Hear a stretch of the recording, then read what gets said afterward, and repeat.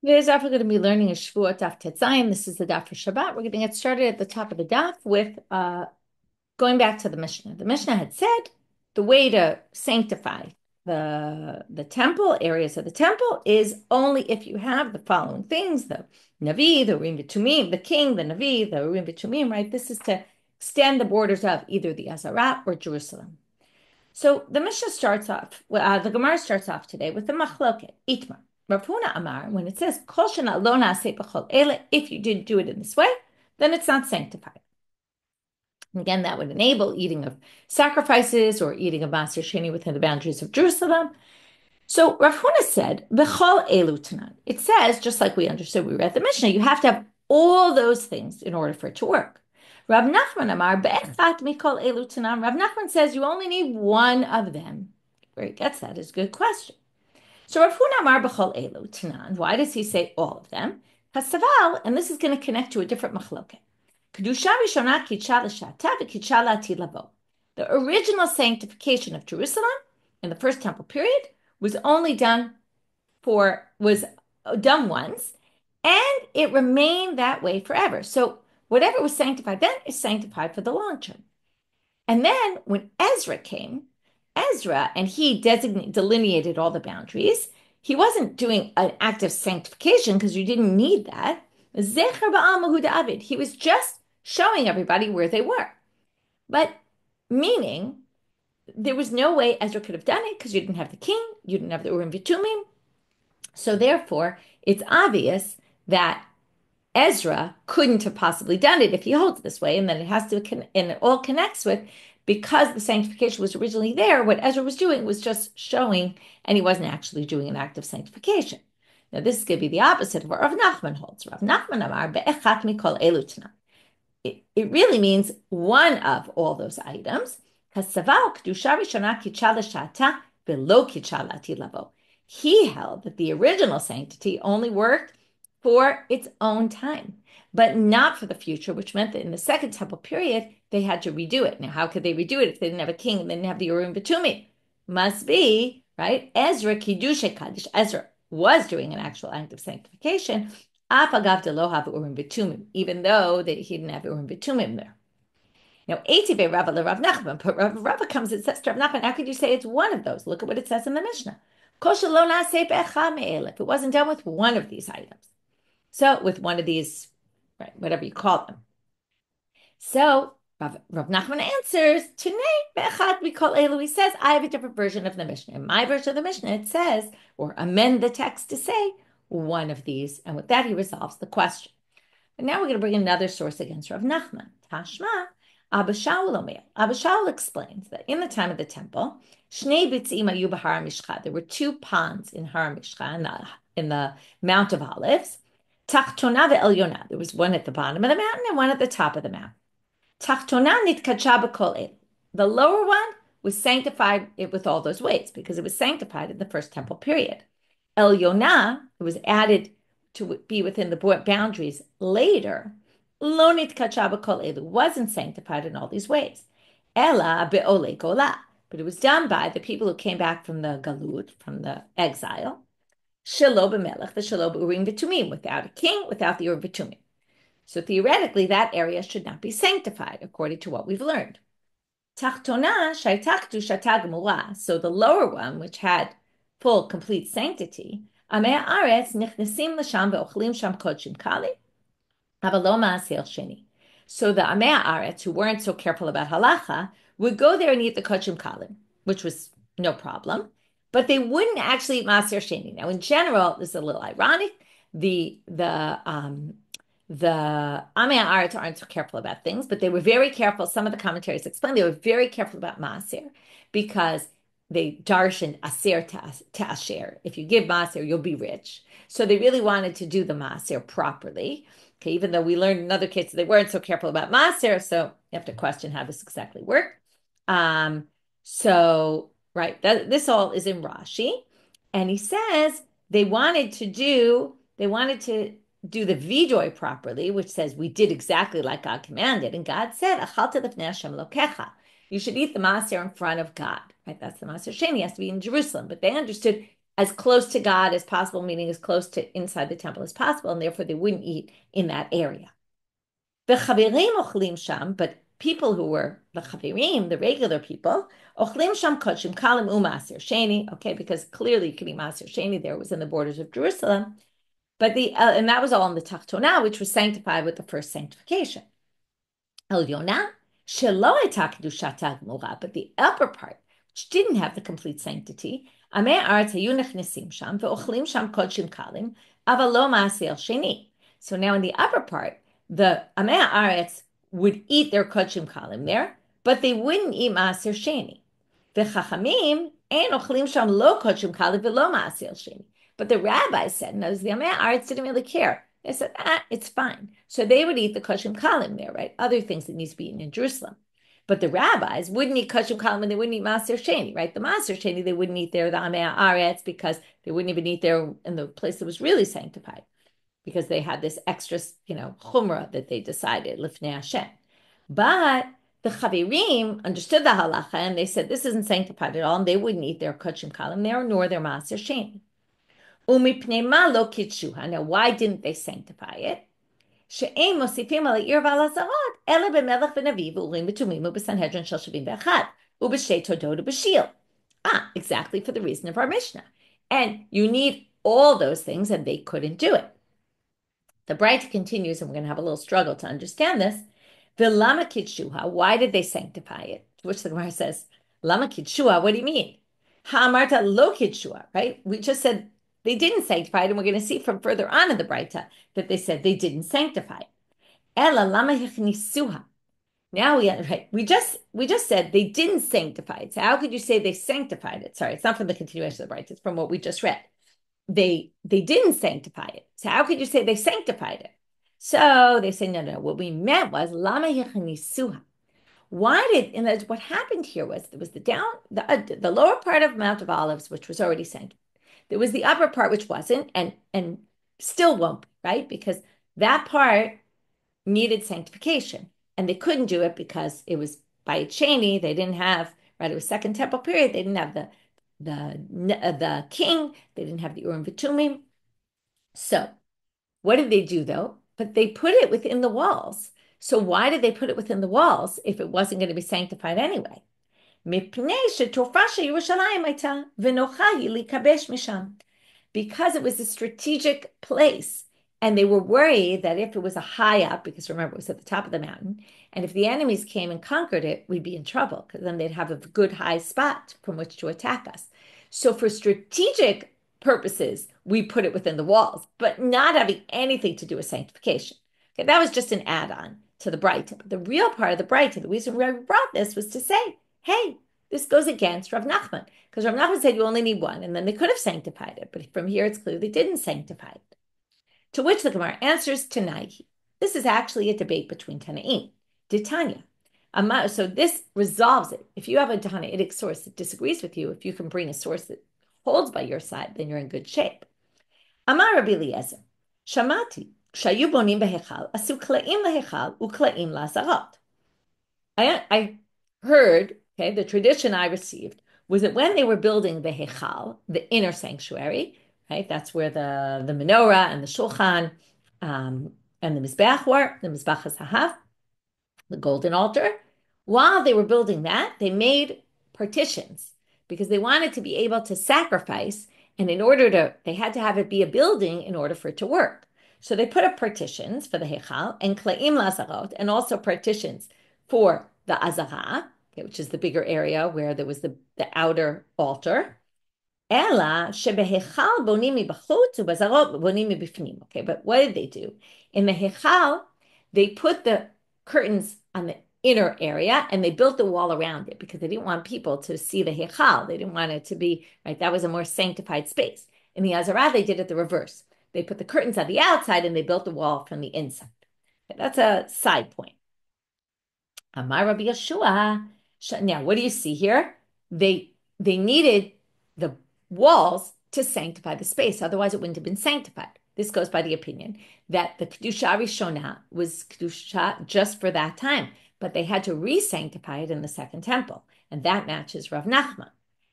But the second opinion, Rabbi Yeshua says, Rabbi Yeshua, Shamati shemaklivim af al pi she'ein bayit. You can bring sacrifices even if it's not built. Ochlim kodesh kodeshim af al pi she'ein klaim. You can eat a kodesh kodeshim even if there aren't curtains. Kodeshim kalim u'maser sheni af al pi she'ein choma. You can eat kodeshim kalim and maser sheni in Jerusalem even if there's no wall. Because the first sanctification remains always. Doesn't matter if there's walls anymore. If the walls fall down, it's still already sanctified. So now, what's the machloket here? It sounds like it's exactly the machloket we talked about. Lav nichlal Rabbi Eliezer savra lo kichalati lavo. Right? Is it not that Rabbi Eliezer, the first opinion holds, it wasn't sanctified as I suggested? But Amalei Ravina le Ravashi mimai. Ravina says to Ravashi, you don't need to understand it that way. Perhaps the curtains that he says were there had nothing to do with sanctifying the space. Maybe they all agree that it didn't need sanctification. It was already sanctified. In that case, why did they put up the curtains? Before they explain why, they're going to say, each one just said, because remember, they each started with Shamati. This one said, the tradition I heard was that there were curtains, and the other one said, the tradition I had is there weren't curtains. If you're going to say that, why did they have the curtains there? They did it for tzniut purposes, for modesty purposes. It wasn't appropriate to be building with the sanctuary there. They wanted, or it wasn't appropriate to be building in the temple with everybody looking in from the outside. So, like any building space, first of all, it's for safety reasons also, but also for tzniut reasons. Okay, so that doesn't prove that there's a machloket tanaim about what Rav Nachman and Rav Huna were arguing about. But Elahane tonight, let's suggest it's from this source, Ditanya. Amar Rabbi Shmuel Rabbi Yossi. Lama manu chachamim et elu. We're talking about a Mishnah in Erchin, Lamed Bet, where Lamed Bet Amud Aleph, where in the Mishnah it lists 8 cities that were walled cities from the time of Yoshua. But the rabbis are telling you these were walled cities in the time of Yoshua that are considered in the boundaries of Israel, that have all the laws of Batei Arei. There's all sorts of laws in the Torah and Vayikra about unique laws about houses and redeeming of houses that are in walled cities. So why did they specifically list those 8? Well, because these are the 8 that when the people went back in the Second Temple period, they sanctified them as walled cities, right, as part of Israel, the borders of Israel. Now, we're jumping here a little. We talked about sanctifying the Azarah. We talked about sanctifying Jerusalem, and now we're talking about sanctifying the land of Israel, right, the walled cities in the land of Israel. But all the first ones, there were a lot. Now, I didn't really say this when we asked the question, but the question is, why did they only mention 8? It's not sort of why they mention 8, it's why they mention only 8. There were a lot more walled cities from the time of Yoshua. So they say, the first ones were already canceled, meaning these were the only 8 that they reinstated and did a process to make them sanctified, but they didn't do that to the other ones. Therefore, what must be Rabbi Shmuel Rabbi Yossi holds?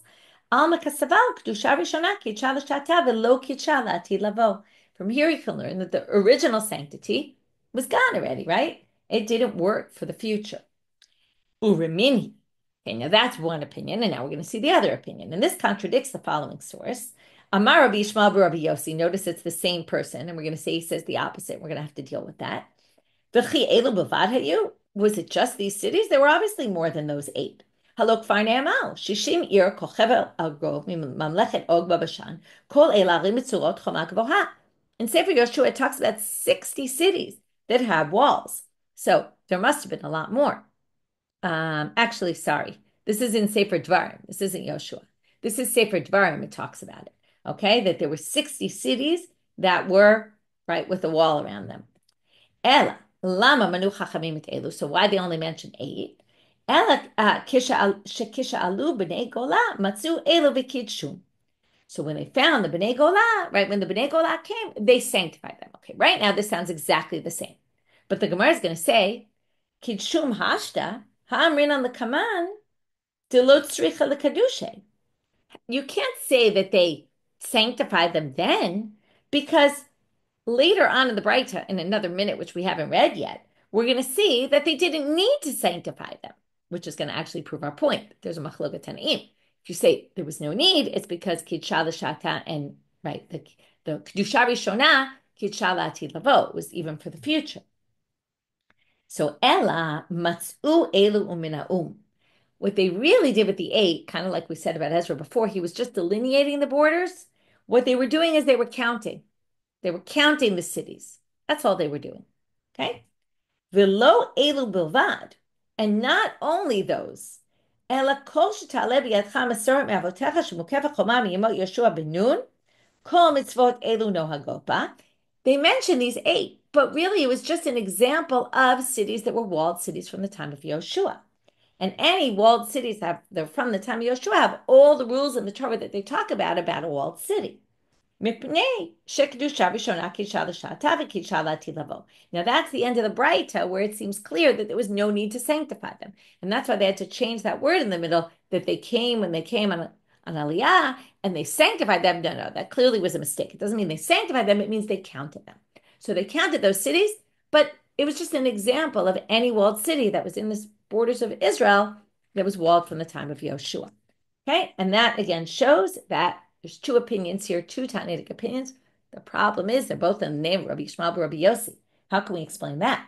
Kashi Rabbi Yishmael bar Yossi and Rabbi Yishmael bar Yossi, right? We have this contradiction now between these 2 opinions of his. So Ibait Ema Trei Tanai Aliba Rabbi Yishmael bar Rabbi Yossi. Well, the first obvious answer is there's 2 different Talmudic traditions about what Rabbi Yishmael bar Rabbi Yossi said.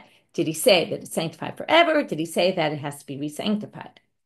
Or Ibait Ema Chadaminai Rabbi Elazar bar Yossi Amara. It wasn't Rabbi Yishmael bar Rabbi Yossi, it was Rabbi Elazar bar Rabbi Yossi.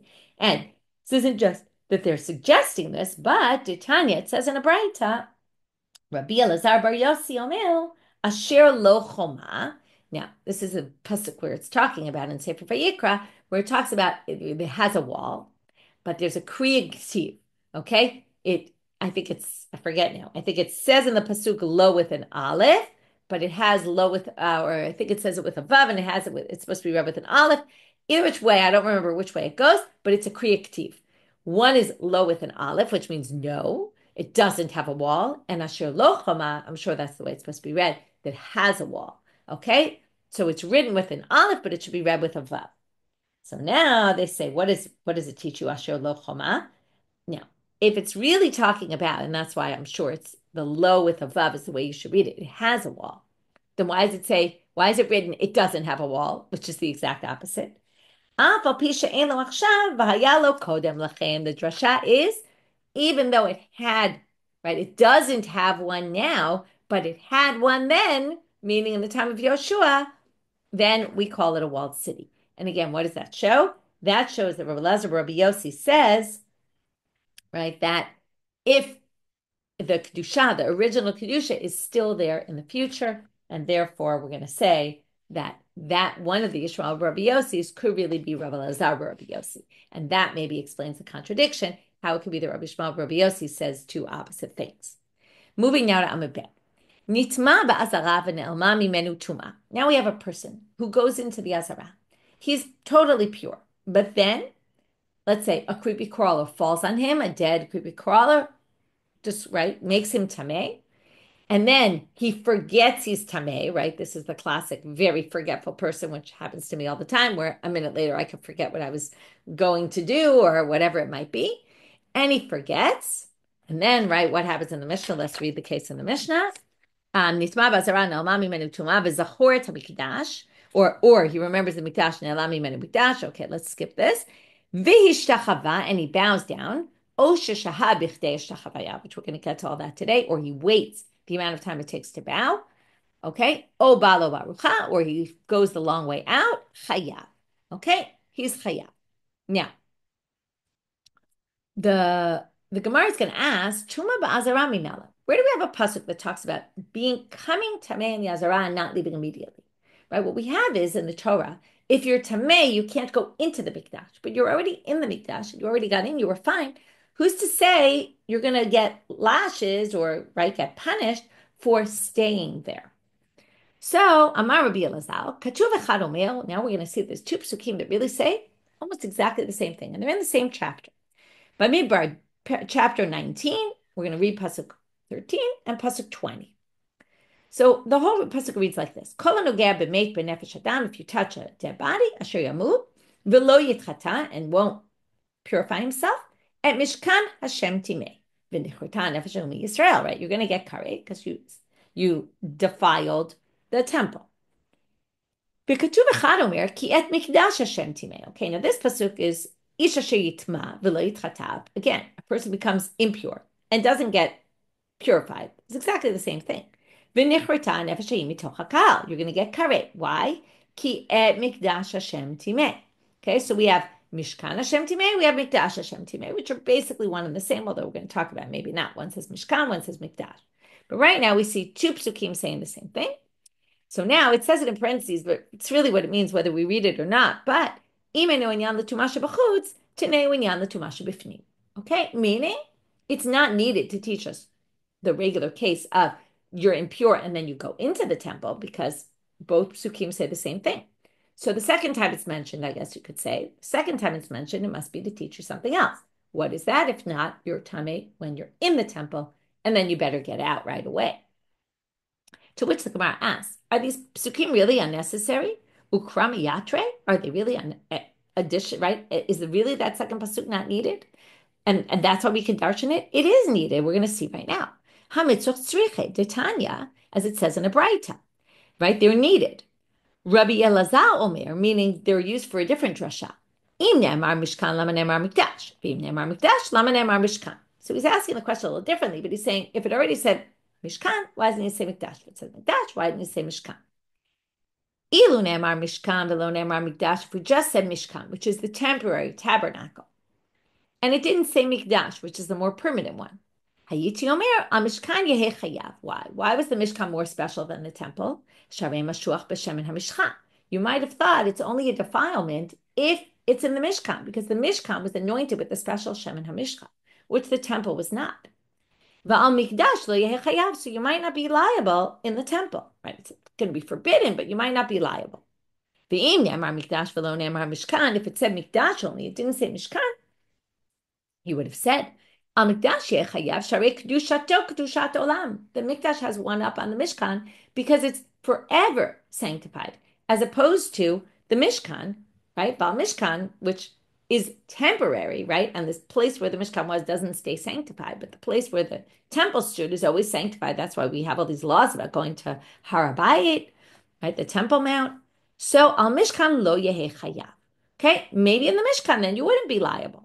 So l'chach ne'emar mishkan, l'chach ne'emar mikdash, and that already explains why we have two psukim. So how can you darshan what we tried to darshan before? That it's coming to teach you tuma. If you become tamei and liazara, you have to leave, and if not, you'll be liable.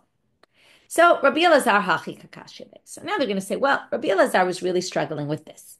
Michti mishkan ikrei mikdash, mikdash ikrei mishkan. Since the mikdash is called mishkan and the mishkan is called mikdash, meaning these terms, even though mishkan really means tabernacle, mikdash means temple, they're interchangeable. Sometimes you call the Mishkan a Mikdash, you call the Mikdash a Mishkan.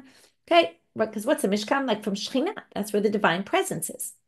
So Nichtov, Idi Mikdash, Idi Mishkan. And if they really wanted to teach you one of these additional things, let's say that it's both in the Mikdash and the Mishkan, it could have just said Mikdash twice. And then we would have known that why does it say the same thing twice?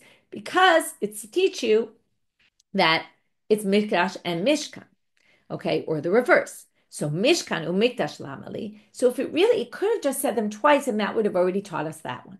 So the fact that it changes the terminology and uses one mikdash, one mishkan, that already means we can learn two things from that pasuk, and that allows us to learn that if you're tamei in the azara, and then you don't get out quickly, if you became impure while you were in there, you're going to be liable. Okay, so that's mikdash v'mikdash lamali, right? Mishkan and mikdash lamali. Why do you need both? Shema minat tarte. From there, you can learn two things. So now we're going to say, wait, that was all based on that Mishkan could be called mikdash, or mikdash could be called mishkan. Where do you get that from? Bislama mikdash ikrei mishkan. Okay, I get that mikdash could be called the mishkan because dichtiv v'natati mishkani b'tochachen. Okay, this is in the middle of the tochacha, which is all about the bad things that are going to befall the Jewish people later in the future. And it's actually talking about the time when they're in Israel already and where they have the temple already. And therefore, it says, and I will put my mishkan within you. among you, and that means the Mishkan is the Mikdash because they were talking about the Mikdash in that pasuk. Ela Mishkan deikre Mikdash minala, but where do we have the Mishkan being called a Mikdash? If you want to say v'nasu akatim nosei Mikdash. Well, when it talks about the Levites carrying the Mishkan stuff in the desert, it says the Kahatim, the family of Kahat, were the ones who carried the Mikdash. And really what it means is the Mishkan. That would be a good answer. But it's not, because Ahuba Aron Ktiv. No, the people in Kahat carried the Aron. That word Mikdash doesn't mean Mishkan. It doesn't mean tabernacle. It means Aron. It means the ark. Ela mehacha. But here's a better pasuk. Vasuli mikdash v'shachanti b'tocham. Make for me a temple, and I will dwell there. Okay, what it really means is make for me a mishkan. Uchtiv, and not only how do we know it's talking about the mishkan, because the next pasuk says, Kechol asher ani mar'eh otcha et tavnit mishkan. Okay, and then it says, like I show you the blueprints for the mishkan. Okay, so clearly their mikdash is mishkan, and that's how we see the words are interchangeable. Okay, now we're going to move on to the bowing. In the Mishnah, it said, how long do you have to wait there? Either you bow in the temple or you wait as long as it takes to bow. So I'm a Rava, and now we're going to understand this a little differently. Loshanu ela shishtachaveh klapei pnim. The inner, like the Kodesh Kodeshim, that's the inner part of the temple, right? They always would enter in the east, and the inner part was in the west. So if you were facing toward the west, toward the inside, that's when hishtachava. Okay, when you bow, it's only bowing to the west, because the only place you bow in the temple, the only direction you bow is toward the Kodesh Kodeshim, to the west. So it's only hishtachava klapei pnim. Aval hishtachava klapei chutz. If you bow toward the outside, then shaha in lo shaha lo. If you bow toward the outside, it wouldn't be enough to just bow. Now we're going to learn like this. When they mean bow toward the inside, what we mean is you could just bow like a short bow. You don't have to, it doesn't have to be a particular length of time. You're already liable. Okay, again, you became impure and then you bowed. But if you bowed any other direction, which is not really considered bowing in the temple because you're not bowing toward God, shaha in lo shaha lo. You'd only be liable if you spent the amount of time it would take to actually bow properly. Okay, we're going to see what these times are in a minute or a few minutes. Now, some people said, and this really doesn't change the content of it, but it just changes the way it was said. Some people said that Rava said the Loshanu wasn't on the bowing, the Loshanu was on the second part. You waited as long as it takes to bow. So some people said it's Haseifa. Or you waited long enough to bow. Michlal, from here you learned gufa bayashia, that in general bowing needs a waiting, right, a certain amount of time. And Amar Rava says, Loshanu chutz. When we said, and this is the same content as I said before, but in a different way he says it, Rava says when they said you have to wait the amount of time it takes to bow in order to be liable, that's if you're bowing facing outside. Then it has to be a proper bow that takes the whole time. Aval klapei pnim afagav de lo shaha. Right? But if you're facing inside toward the west, even if you didn't wait at all. The Hachi Kamra, this is how to read it. Hishtachava klapei pnim, in other words, either you bowed toward the inside and then just a short, quick bow would be sufficient to make you liable, or you bowed as long as it takes to bow, which would be b'hachishtachavaya de klapei chutz. Right? So, by the way, it doesn't mean, according to Rava, that you just happen to wait in the temple the amount of time it takes to bow. What it means is you bowed and it took you the amount of time, right? You bowed away from God. And if you spent a long time in your bow, right, you did the longer kind of bow, then you would actually be liable. But any less than that, you actually wouldn't be liable because it's not really called a bow because it was the wrong way. Vehechidami yishtachavaya di'it bashihia. Vehechidami yishtachavad delei bashihia. So what's the kind of bowing that you're doing that's the quick bowing, and what's the kind of bowing you're doing that's the long bowing? Delei bashihia, the short bowing, zil kriya ba'almehi. It's just bending, right, bowing down onto the floor. But the ipeshia is pishut yadayim v'raglayim. When you spread out your hands and your legs. Okay, when you do that, that's the real long bowing. That takes a longer time. V'kama shiur shehia, how long is this?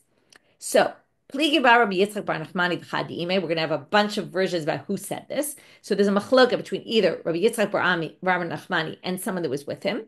And who is that? Manu, Rabbi Shimon ben Pazi. Amrila, some people said it, which is the same thing, but the reverse order. It was Rabbi Shimon ben Pazi v'chad ime. It was Rabbi Shimon ben Pazi and one who was with him. And who was that? Manu, Rabbi Yitzchak bar Nachmani. It's just the opposite order of who said what. Who was the first one, they say, which really doesn't make such a difference. But Amrila, some people have the version that was Rabbi Shimon ben Pazi and someone that was with him. And the someone that was with him wasn't Rabbi Yitzchak bar Nachmani. It was Amrila, Rabbi Shmuel bar Nachmani. I want to show you this the second time in this stuff that we perhaps confuse people with the same, so to speak, last name. Rabbi Shmuel bar Rabbi Yossi, Rabbi Elazar bar Rabbi Yossi. Now we're confusing Rabbi Yitzchak bar Nachmani and Rabbi Shmuel bar Nachmani. Chad amar k'meimri dahai psuka, v'chad amar k'mivi yichre'u l'seifa. So one said it's the amount of time it takes to say this entire pasuk, which we're going to read, right? There's a pasuk here, which we're going to read in a minute. And some people say it's only from the middle of the pasuk, and you'll see in a minute why this pasuk was chosen, from vayichre'u, and they bowed. That's why this is the pasuk. So v'chol b'nei Yisrael ro'im b'redet ha'eshu kvod Hashem al habayit v'yichre'u apayim arza al haritzpah v'yishtachavu v'hodot l'Hashem ki tov ki li'olam chasto. So it's either the amount of time it takes to read that whole pasuk, I hope you were timing, or the amount of time it takes to read it from the middle, vayichre'u. Okay? This pasuk is a pasuk in Divrei Hayamim. Okay? So again, what does it say here? That all the Jews saw when the fire came down and God's presence was in the house, right? This is in the consecration of the Bein HaMikdash in the time of Shlomo, and they bow down apayim arza. We're going to talk about this in a minute, with their faces to the ground, right? Ala ritzpah, onto the ground, vayishtachavu, and they bowed. V'hodol Hashem kitov, and they pray God, kitov kililam chasto, which we're very familiar with, the hodol Hashem kitov kililam chasto from our davening. So there's a machloket about between two people, which we weren't sure which people, but two people about, is it the whole pasuk or is it half that pasuk? And obviously that pasuk was chosen because it's talking about bowing in the temple. Tanu Rabbanan. Now we have a bright, again, describing what kind of bows these are. Kida alapayim. Okay, so the word kida is a bow that you do on your face. V'cheinu omer v'tiko batsheva apayim arza, because it says Batsheva bowed apayim arza, her face onto the floor. And it says vatikod, kida. Okay, that's how we get the kida is that. Kriya al birkaim. Kriya is bowing on your knees. V'cheinu omer michra al birkav. Okay, there's a pasuk which connects the root kara and birkaim, which is knees. Hishtachava'ah, if you use the word hishtachava'ah, what does that mean? Pishut yadayim v'raglayim. That's spreading out your hands and your legs also. So being down on the ground, but with spreading out your hands and your legs. V'chein omer havon navo ani v'imcha v'achicha lishtachavot lecha aretza. Right, that's with Yosef's dreams, right? When Yaakov says to him, what, we're going to come, me and your mother, and we're going to be lishtachavot lecha aretza, we're going to bow to you on the ground. So that's how we see it's on the ground. And I guess they get from there, that means with your yadayim and raglayim. Because the kida, which is on your face, I think if I remember correctly, it's your feet are up in the air. Okay, but here your feet are on the ground. Okay. Bye, Rava. We're going to just ask this question, and we won't even finish really the question, but we're going to start it because it's the end of our daf, but we'll get into it tomorrow. Or the truth is maybe we'll just finish it. Sarich shehiyah lemalkot or ein sarich shehiyah lemalkot. Now, do you need this waiting time period? It said in the Mishnah chayav. Chayav what? Chayav lashes? Is it lashes? And you have to have time, right? In order, you have to have been in the temple a certain amount of time to get the lashes. Or lekorban gemire shehiyah, lemalkot lo gemire shehiyah. Is the whole shehiyah thing for the sacrifice, but not for the lashes. Okay? So, I just want to check one thing about this. 1 second.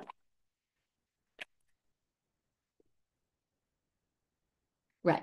If you say that you don't need shehiyah for malko, what it means, I just wanted to double check this, what it means is that you would actually be obligated malkot even for not. Okay? And it's only the korban, perhaps, that you need to wait this time for shehiyah, for amount of time of being there. O dilma bifnim gemire shehiyah, or does it just mean inside the sanctuary, you need this certain amount of waiting period in order to be liable? Loshna the korban veloshna the malkot. And it shouldn't matter for malkot, it shouldn't matter for korban. And the answer is teku. We don't actually have an answer to this question. Okay, that's it for our daf. Let's go through what we did. We started with this big machloket. Do you need all those things to add on to the Azara or only one of them? And that was all premised on, do we hold that the first Kedusha was sanctified forever? And then when Ezra came, he was just delineating borders?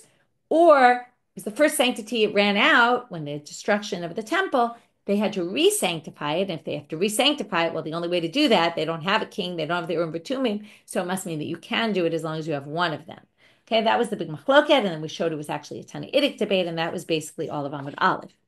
Then we got to this, how do we know the source for if you're tummy in the Azara that you actually have to leave? Okay, where do we find it? And if you don't, you're going to be liable. So where do we see that from, right? We had those two psukim, and then we said, wait, who says they're unnecessary? We need them for something else. We know we can actually learn two things from them. And we just had a few other things there. How do we know Mikdash could be Mishkan, Mishkan could be Mikdash, which was the premise of that answer. And then we got to the whole bowing and the waiting, and we explained what exactly the Mishnah meant when it said it. And from there, we got into what are the difference between the different kind of bows. And with that, we finish for today. Wishing everyone Shabbat Shalom and Shavuot Tov.